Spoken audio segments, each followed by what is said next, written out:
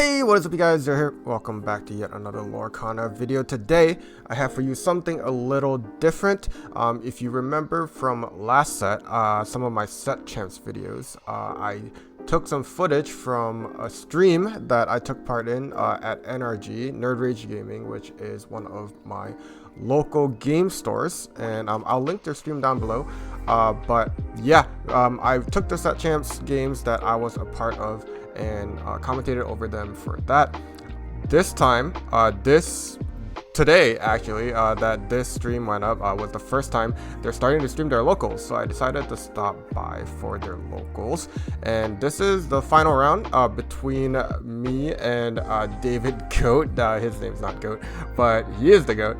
Yeah, we were the two undefeated players going into the last round, so we were the featured match.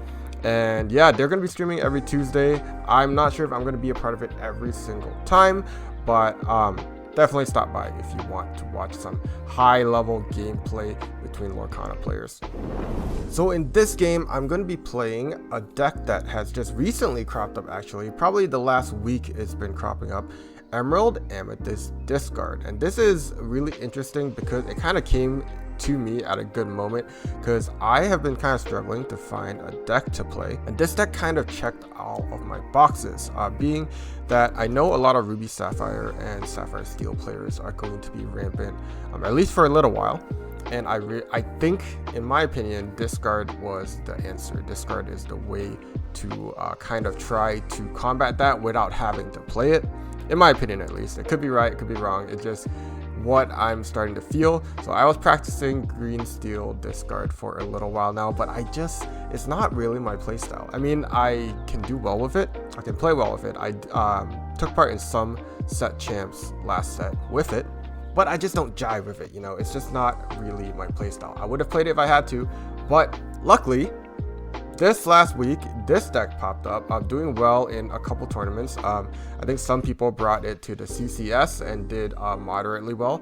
And some people in Europe in a big tournament also did really well with this deck. So I'm really liking it. The moment I saw the list, I kind of was like, wow, this really fits what I wanted to play with, because this has Discard, which I think will be good against these sort of decks. But instead of supporting it with the steel package, we have the Amethyst package, which, as a Blurple enthusiast, I am of course very well versed in, and it just feels more comfortable to me.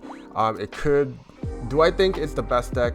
Probably not, but it's definitely the best deck that I seem to be able to play right now, in my opinion at least. So I definitely just wanted to take it out for a spin, and I've been doing really well with it. So I decided to bring it to these locals, and here we are, undefeated, going to the third round. We're going to be playing against Ruby Sapphire. But yeah, let's just head straight into the gameplay and yeah, see what we got cooking here. So here we are, round 3 of the NRG locals, and actually this is probably the first Ruby Sapphire opponent I'm playing with this deck. I just haven't been able to find any online, or up to this point I haven't fought any, so I'm really grateful for the practice and seeing how this deck will match up in what I think should be a pretty good matchup. But yeah, we are on the draw here, but luckily our opponent plays Tipo to ramp, and honestly I think we really like to see that, because he is basically discarding cards for us from his hand. So we cop a look with Ursula here. Don't see any songs, but we see a little Sisu, a big Sisu, and some more big cards that we might have to worry about. But yeah, we knew that Sisu was coming down. I do make a mistake there by questing with a Diablo. I forgot that he had played Vitalisphere. Didn't expect it to get taken out. But honestly, not too bad either, because he had to use the Vitalisphere to take our Diablo out. So I don't really hate that either.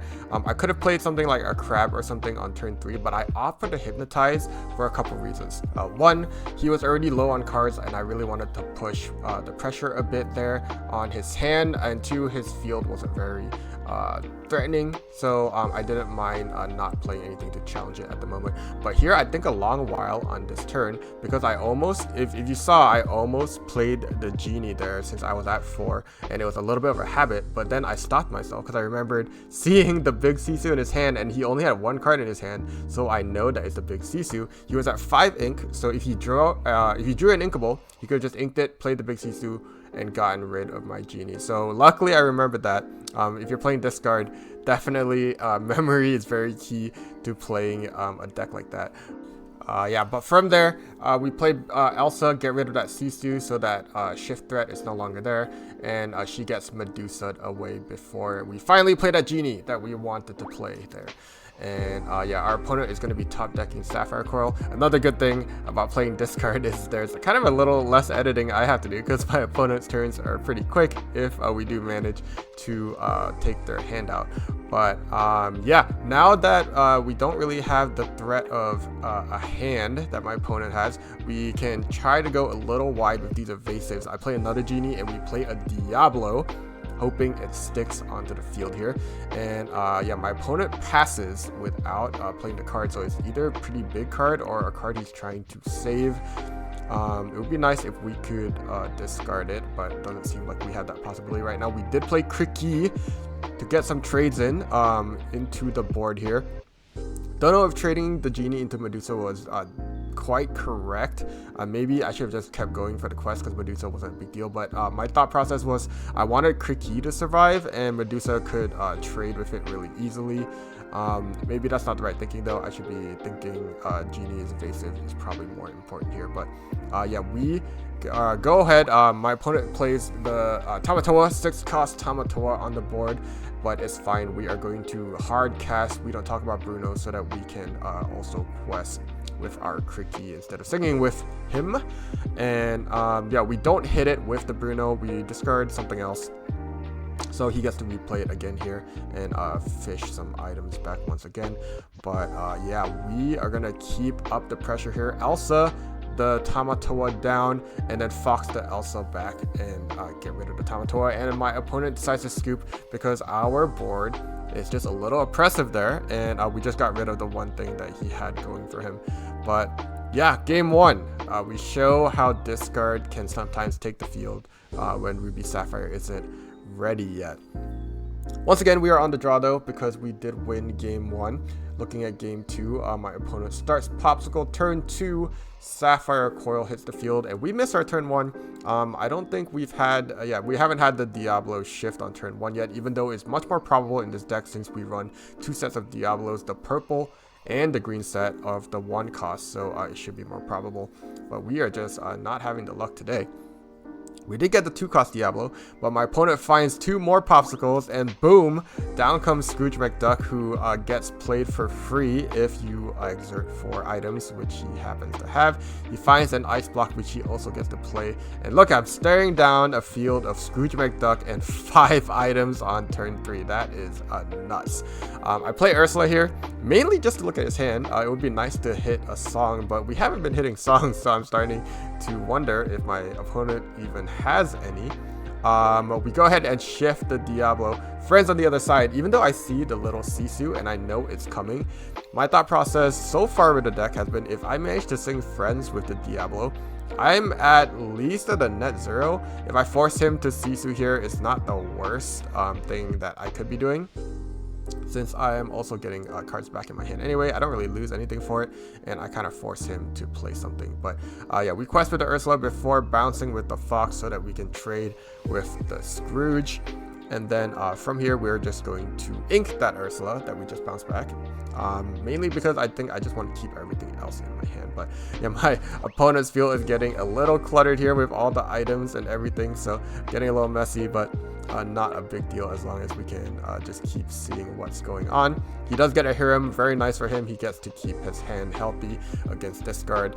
And this is kind of the hard part about playing discard, where if our opponent continuously gets to draw, it starts to be a problem. But yeah, we finally get the 1-cost Diablo that we've been looking for. I got to cop his hand. I see a couple Medusas, which I'm not too happy about, but at least they're going to be a future problem, as my opponent should not have enough ink yet. I believe he's at 4, which he is. Yeah, visions of the future after drawing with him, and so from this overview we can see that he sees the big Sisu and decides to keep it. I think he sees that that is the big threat that will get rid of a lot of our characters. Brawl on our genie. Unfortunately, I did play it the previous turn because I knew the big Sisu and Medusa could not come down yet, so I thought he could be maybe safe for at least one turn. But for our turn, we will play Heffalumps and Woozles. I actually really like this card. Like, we can do stuff like here. I forced the Hiram not to be able to quest, so that at least I buy myself a turn here where he's not drawing another 2 cards to possibly look for answers for us. But yeah, an ink from our opponent gets him up to the 6th cost that Medusa needs to be able to take out our Diablo there. And here we are again with an empty board, and I know he has at least one big Sisu in hand. We are going to get rid of that little Sisu, so at least he won't be able to shift it the next turn and really put the pressure on us. We have at least another turn waiting here. But yeah, Hiram, another Popsicle, another draw 2, and this does not look great for us, where my opponent also gets the Madam Medusa out, gets rid of our Elsa, and now here we are with a problem because my opponent has a bunch of cards. I'm gonna go ahead, Prince John Ursula, and I hope to find a song to draw a card at the very least, but instead I see 3 big Sisus, and my opponent very kindly asked me which big Sisu I would like to get wiped by, so I pointed to the Pretty Enchanted, of course. But yeah, it's gonna come down, wipe our board, and I think about what my next turn here, and as I look at my cards, I realize everything will get taken out by big Sisu, and he has 2 more in hand. So we quickly, like, once I remember that, I'm like, okay, wait, that makes no sense. Why am I still playing this game? Let's move on to game 3 for all the marbles and see who will take it. Luckily for us, we are finally on the play. I think this card definitely benefits from being on the play just a little more, so it's nice to be there. But as we can see, it can definitely come back on the draw too. It's not necessary. We miss our 1 drop again, very unfortunate, but we seem to be doing well even missing it. I think game 1 we did find the 1 drop Diablo, but I actually drew into it, so luckily we were on the draw there where I didn't have a 1 drop on turn 1. But yeah, they seem to be avoiding my hand as of recently, at least for these games. So definitely something that hopefully improves in the future. One thing to note is I started this game with 3 sudden chills in hand. I do remember I inked the improvise just because I wanted to keep everything else. We did have to get rid of 1 of the sudden chills so that we can shift this Diablo here. But yeah, we still have 2 more. Brawl hits our Diablo, but I don't really mind because we are forcing our opponent to kind of react to us right now.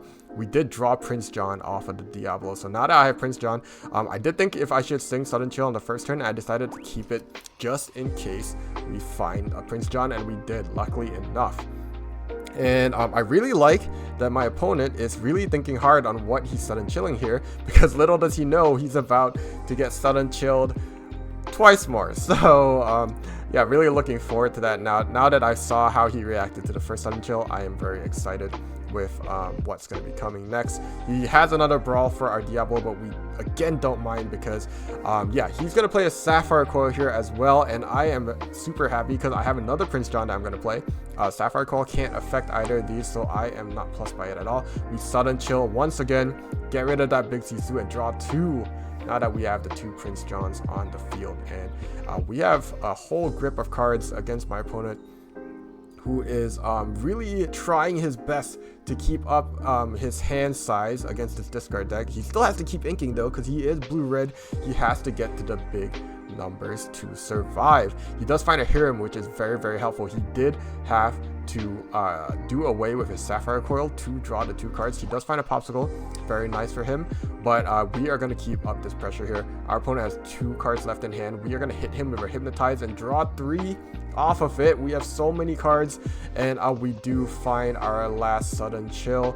Go ahead and hit him with that as well. Remove his entire hand, draw another 2 cards, and now we are coasting. As long as our opponent doesn't find anything too big, it's a great time for us. We finally find our 1-drop Diablos that have been avoiding us this whole game, and just play them onto the field for pressure.